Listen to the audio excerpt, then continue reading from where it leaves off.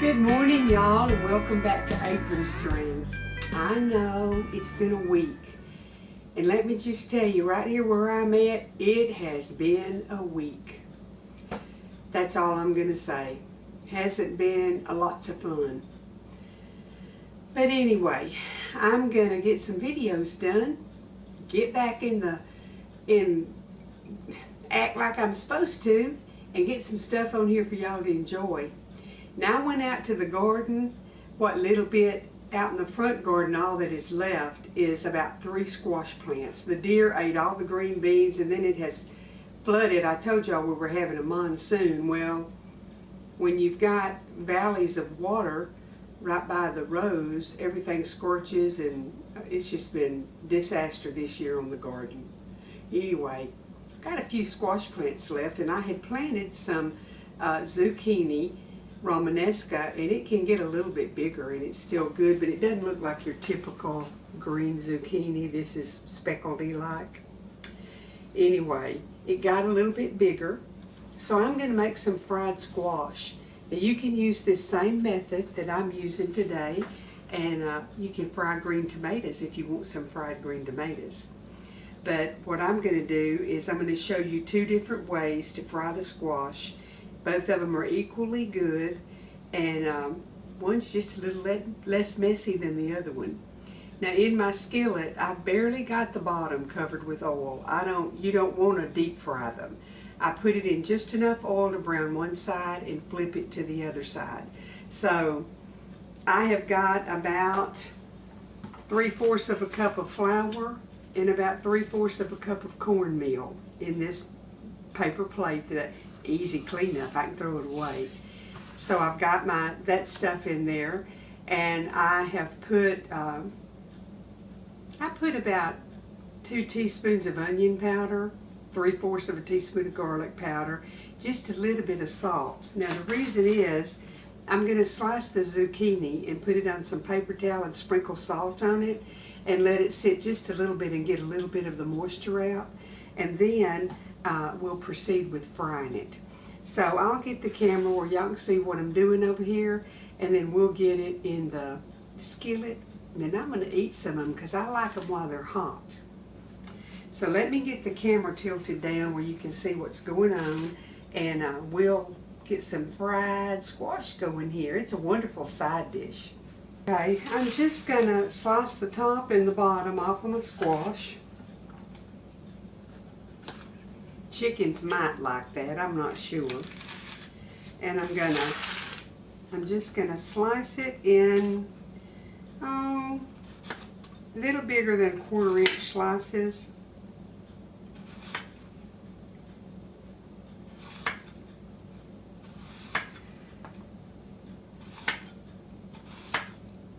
This is good, it's very good. You can do yellow squash like this too, and you can fry eggplant also. Same process, just fried vegetables.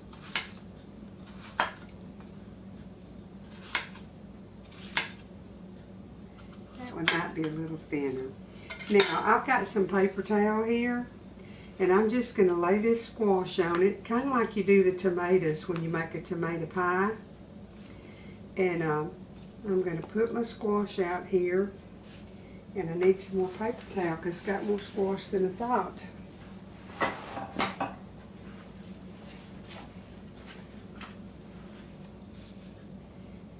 And I'm going to salt it, and then I'm just going to let it rest for 10 or 15 minutes. Then I'm going to pat it dry and get it fried. And so, see, you're going to have some salt residue left on it even when you pat it dry. So that's why you don't want to put a lot of salt in your flour, because then it's going to be too salty. So let's let that set a little bit, and I'll be back in a minute. Okay, y'all, can you see the liquid on it? And I'm going to just pat them dry, and see, that's going to take some of the salt off when I do that. So I'm going to come through here and pat the liquid off of my squash. That pulls out some of the water, and it kind of tenderizes the flesh of it a little bit too, I think.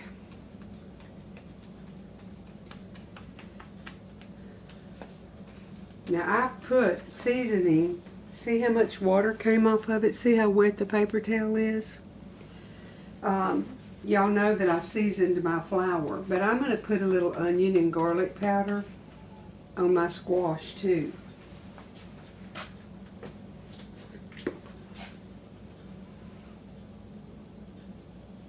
And I'm just sprinkling it like I do. Making a little bit of a mess, and I know how to clean it up.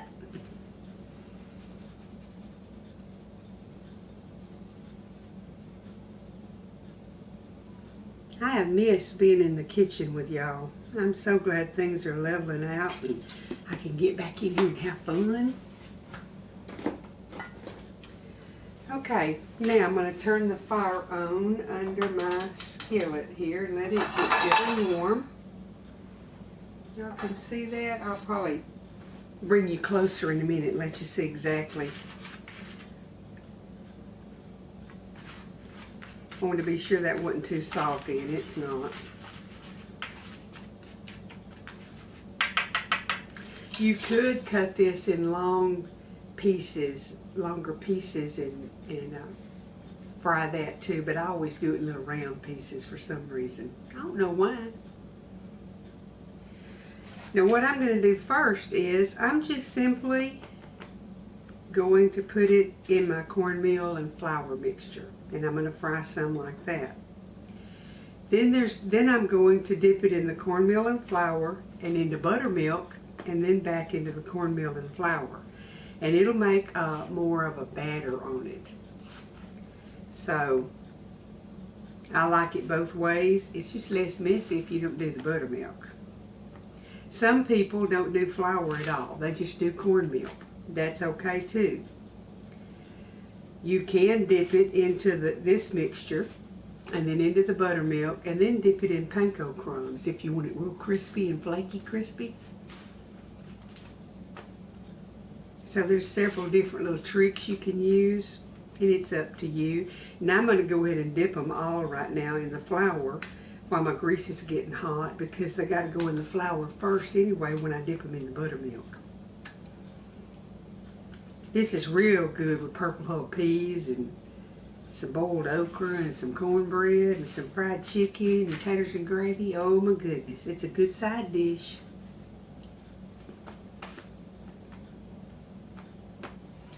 I had my Aunt Audrey. She did all kinds of stuff like this. I remember one time when I was a little bitty kid, we went to see them, and she had a pie, and I didn't like squash. She'd made a pie using yellow squash, and I thought, ugh, that's nasty. But she had boiled that squash and pureed it and thickened it and flavored it, and you would have thought it was like a buttermilk pie. You never knew there was squash in it. So she got my attention with her cooking when I was a little girl. I was probably 4 or 5 years old then. And she's my hero in the kitchen. Aunt Audrey, hands down, is probably the best cook that I've ever been around in my life. And pretty close behind her is my mama and my Aunt Helen. Aunt Helen had some things that she was just, it was just her specialty. But Aunt Audrey could cook anything. I don't like deer meat, venison, but she could make it taste like beefsteak. And I liked her venison. It was good. All right, let's see if our grease is hot yet. Yeah, it's getting there, because it's, I'm just going to take a couple of these bigger, well, a few more than a couple of the bigger pieces and put them in. You don't want to put too many, because you don't want to cool your grease down. And it's good to have your grease at about 350. I didn't test this, because I kind of know when I flip some flour in it, how it reacts, if it's hot enough or not. That's from doing it once or twice.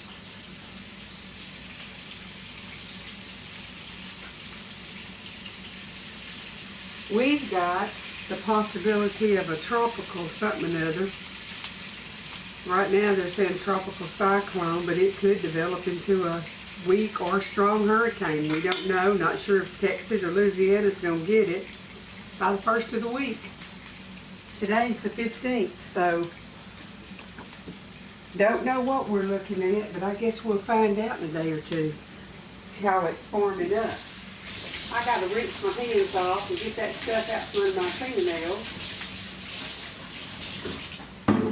Then I'm going to get me another plate, put me some paper towel on it. Now, the ideal thing to do is to put this on a wire rack where they'll stay crisp. But I don't think, let me see. See if I can get one down here.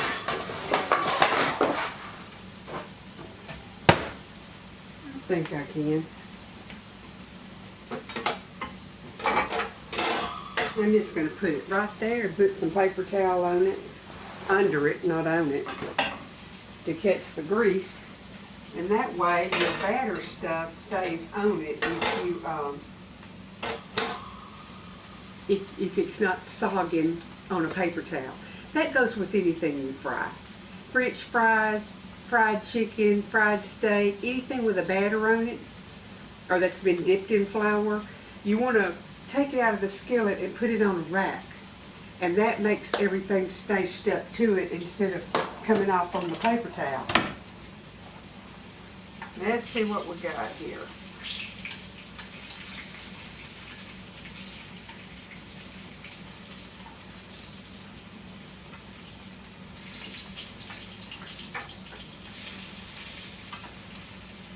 And I have this on a medium-high heat now to cook it. Y'all, some of you may have seen it on Facebook.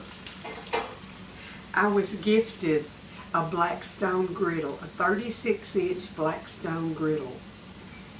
I am so excited. Last night it was hotter than blue blazes, but I got out there and seasoned the top of it. So I'm going to be doing some griddle videos too. I'm so excited. I can't wait to do it. I got me a whole list of stuff I want to cook on it. So that was another blessing that the Lord has blessed me with. And I'm excited about it because it's something I've been wanting for quite a while. So we'll be doing this. I told Troy he's going to have to figure out how to put me a little fan somewhere because it's hot standing over that griddle. Anyhow, y'all will be seeing some of that pretty soon too.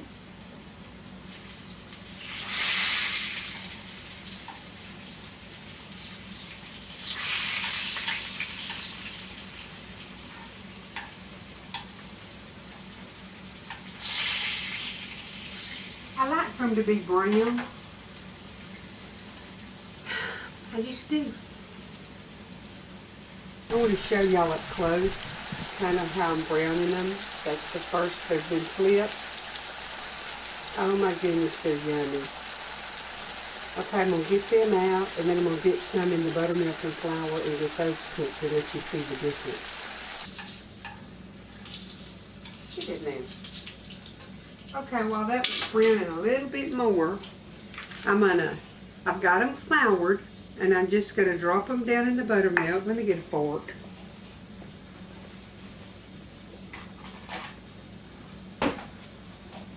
Drop them in the buttermilk.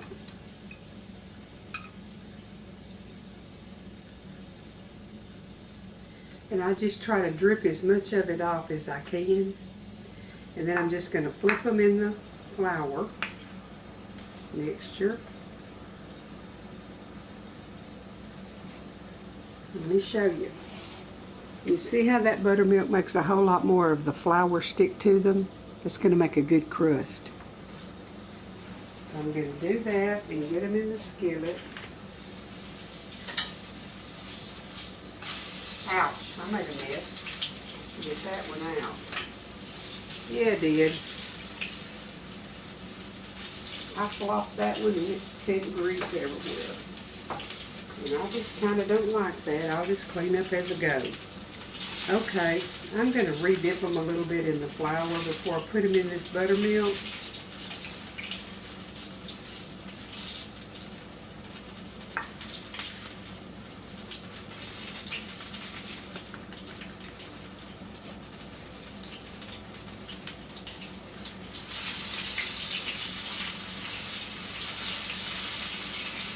can do the little bitty zucchinis that you buy, the normal looking ones that you buy at the store. Any of it you can do, and you cut it however you want to cut it.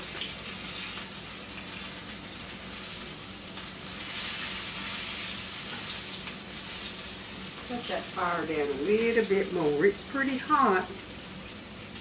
Okay, y'all, I'm going to do one more here, and then I'm going to finish frying them, and then I'll come back and show y'all the finished products. And you can dunk them in whatever you want to, if you want to do that. I do like a little ketchup on mine sometimes. Okay, let's put those over there. Those right there. That cornmeal's kind of making a mess in here just like it does when you fry fish. Alright, I'm going to turn y'all off. Be back in a minute. Okay, y'all, I've got them all plated up. Uh-oh. I had one that I had a bite of and it just jumped overboard. I already tasted, obviously, of the one that fell over. But I'm going to... Oh, let me show y'all the difference. These have the breading on them with the buttermilk, and these don't. And there is a difference in their texture. They both taste good, but these are a little bit floppier than the ones with the batter on them. Now, I like usually to put a little ketchup on mine, but I'm not going to do that right now. I'm just going to taste one.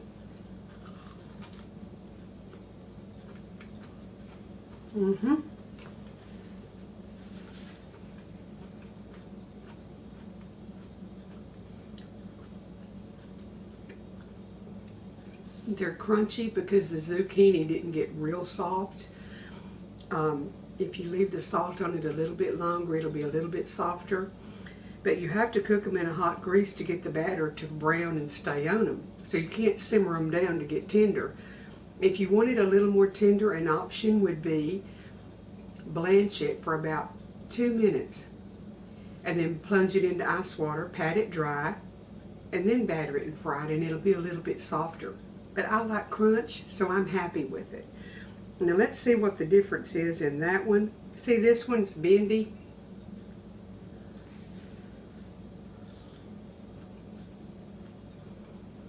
And I actually like the softer version. This is good. If I wanted to impress somebody, I'd do the buttermilk, but just for us, for me, I would just dip it in the flour and cornmeal and fry it and eat it because it's good. So now y'all have 2 ways to fry your zucchini, green tomatoes, whatever you might be wanting to fry.